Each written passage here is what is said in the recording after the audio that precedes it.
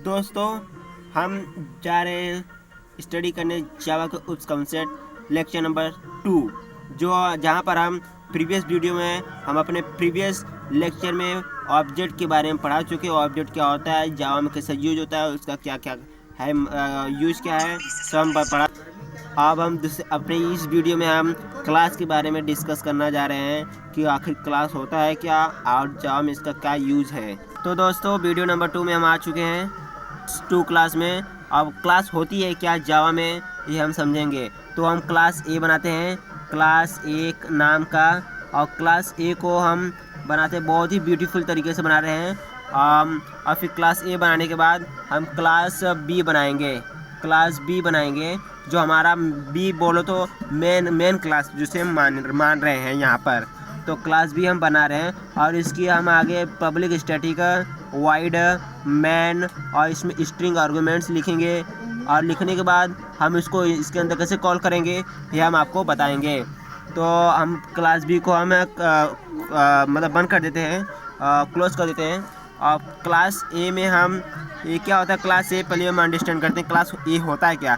Class a student आपने 10th class तो पास किए ही होंगे। तो क्लास ए मतलब होता है कि जैसे सपोज कोई आप class A division A B C D होता है, उसी प्रकार से क्लास ए डिवीज़न समझ लीजिए और क्लास बी डिवीज़न समझ लीजिए। क्लास ए में बहुत सारे स्टूडेंट हैं, यानी हर एक स्टूडेंट का अलग अलग फंक्शन होगा। किसी का अलग अलग मतलब कि कोई अलग अलग काम करता होगा, तो कोई अलग अलग काम करता होगा।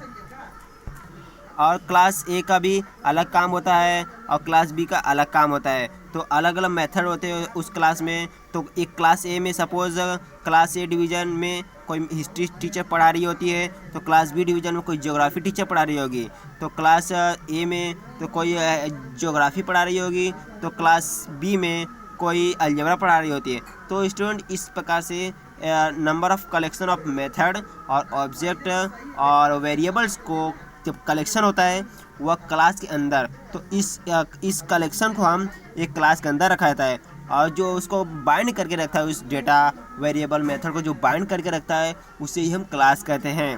और क्लास जावा में जो क्लास होते हैं वह बहुत ही एब्स्ट्रैक्ट होते हैं, मीन्स इनकैप्सुलेशन। आप अगली वीडियो में पढ़ेंगे what is the encapsulation. Sorry दोस्तों, इनकैप्सुलेशन नहीं, इनहेरिटेंस, इनहेरिटेंस ये सब पढ़ेंगे। बट ये इंटरफेस जो 100% सिक्योर होता है। तो क्लास को आप सिक्योरिटी के साथ भी बना सकते हैं और अनसिक्योर भी बना सकते हैं, depend upon you how to you use it in your program. Okay and तो दोस्तों, चलते हैं हम कुछ यहाँ पर बनाने। जो हम क्लास ए में सपोज इंट ए करके बनाए, इंट ए। अब दोस्तों ये क्या है, ये डेटा टाइप है और एक वेरिएबल नेम है। वेरिएबल नेम मतलब एक कंटेनर होता है जिसमें हम डेटा स्टोर कर सकते हैं। तो हम डेटा स्टोर करने जा रहे हैं इंट ए = 10। तो दोस्तों ये जो 10 वैल्यू है ये क्या स्टोर हो जाती है, या ए में स्टोर हो जाती है। मीन्स अगर अब इसको क्लास या और अगर क्लास बी एक्सटेंड करेंगे, जो हम प्रीवियस वीडियो में हालांकि देख चुके हैं, क्लास बी एक्सटेंड ए अगर करेंगे तो क्या होता है, क्लास ए की सारी प्रॉपर्टीज जो होती है एक्सटेंड हो जाती है बी में। तो अगर हम यहाँ पर अगर हम लिखेंगे क्लास, तो यहाँ पर दोस्तों अगर हम क्लास ए की प्रॉपर्टी अगर एक्सेस करना चाहेंगे क्लास बी के थ्रू, तो हम पब्लिक स्टैटिक वॉइड में उसको एक्सेस कर सकते हैं। वो आप प्रीवियस वीडियो में देख चुके हैं। अगर आप प्रीवियस वीडियो नहीं देखे होंगे तो जाके अभी तुरंत देखिएगा, हमारे लिंक डिस्क्रिप्शन में दिया गया है। और दोस्तों अगर कोई कमेंट होगा तो ज़रूर कीजिएगा, क्योंकि आपके कमेंट हमारे लिए बहुत महत्वपूर्ण भूमिका निभाती है। तो दोस्तों क्लास ए में हम इंट ए करके लिखे हैं। अब हम दूसरा भी वेरिएबल हम क्रिएट करना चाहते हैं। तो दोस्तों आप देख रहे हैं कि जगह नहीं है। तो दोस्तों आप अगर जावा में कुछ जानते हैं तो इसको मैं साइड में लिख सकता हूँ क्या, अगर हाँ तो फिर ठीक है दोस्तों, हम इसे साइड में लिखने जा रहे हैं। इंट ए, यहाँ पर मैं बी लिख देता हूँ कॉमा करके, जो हो गया। सॉरी दोस्त, यहाँ पर सी करके लिख देता हूँ, जो थर्ड वेरिएबल होता है, सी हो गया। अब ए जस्ट अंडरस्टैंडिंग के लिए आपको हम बताए थे। अब int A B C declare हो गया। अब बी का वैल्यू हम कुछ और रख रहे हैं, सपोज़ बी का वैल्यू हम रख रहे हैं 5 रख रहे हैं। तो इसको हम कॉलन से सेमी कॉलम से डिक्लेयर कर दिए हैं। तो अभी सी का वैल्यू हम सी को अभी यहाँ पर नहीं करेंगे, तो सी को हम यहाँ पर ऐड करेंगे दोस्तों। सी को ऐड करने के लिए हालांकि हम एक ही प्रॉपर्टी को तो एक्सेस का लिए हैं, तो हमें री डेटा टाइप डिफाइन करने की ज़रूरत नहीं है। तो हम यहाँ पर लिखते हैं इंट सी। दोस्तों इंट लिख सकते हैं, ना भी लिख सकते हैं, तो मैं नहीं लिखना चाहता हूँ तो कोई प्रॉब्लम नहीं, आप नहीं लिख सकते हैं तो चलेगा। तो C equals to A plus B direct लिख सकते हैं, क्योंकि आप ऑलरेडी प्रॉपर्टीज़ को एक्सेस कर चुके हैं। तो लिखिएगा, तो ए सी ए प्लस ई। तो अब दोस्तों इसको आप प्रिंट कीजिएगा। तो दोस्तों आप थोड़ा एडजस्ट कर दीजिएगा, यहाँ पर थोड़ा प्रॉब्लम हो रही है।